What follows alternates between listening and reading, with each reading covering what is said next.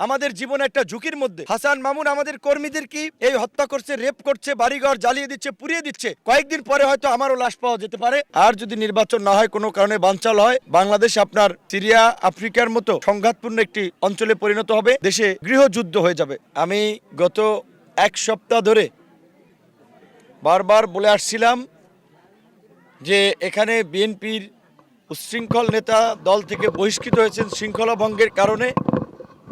জনাব হাসান মামুন তিনি নির্বাচন করার জন্য প্রার্থী হন নাই, তার দল নাই, সংগঠন নাই, তার সাথে মানুষ নাই।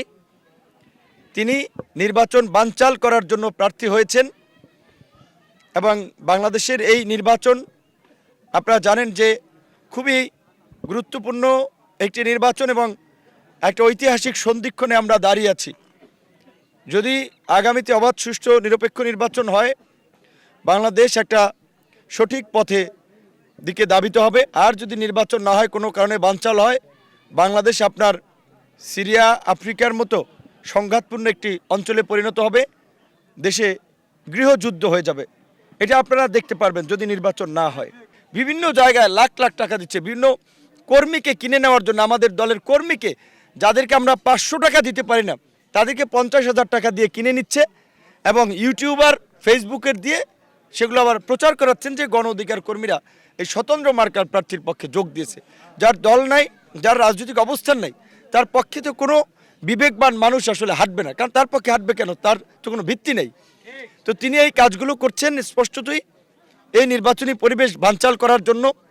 এবং যেহেতু গণ অধিকার পরিষদ একটি রাজনৈতিক দল, আমরা বিএনপির সাথে জোট করে নির্বাচন করছি।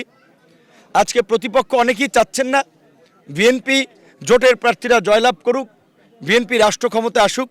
হাসান মামুন তাদের সাথে হাত মিলিয়ে এই এলাকায় নাশকতা থেকে শুরু করে হত্যার মতো অপরাজনীতি শুরু করেছেন। হাসান মামুনের এই সন্ত্রাসী কর্মকাণ্ডের বিরুদ্ধে আমি এলাকার জনসাধারণকে গণপ্রতিরোধ গড়ে তোলার আহ্বান জানাবো। এলাকাবাসীকে বলবো, বিএনপি আমাদের সাথে, আমরা গণ অধিকার পরিষদ আছি। আমরা যদি হাসান মামুনের এই সন্ত্রাসী কার্যক্রমের বিরুদ্ধে দাঁড়াই, হাসান মামুন এক সেকেন্ড এলাকায় টিকতে পারবে না।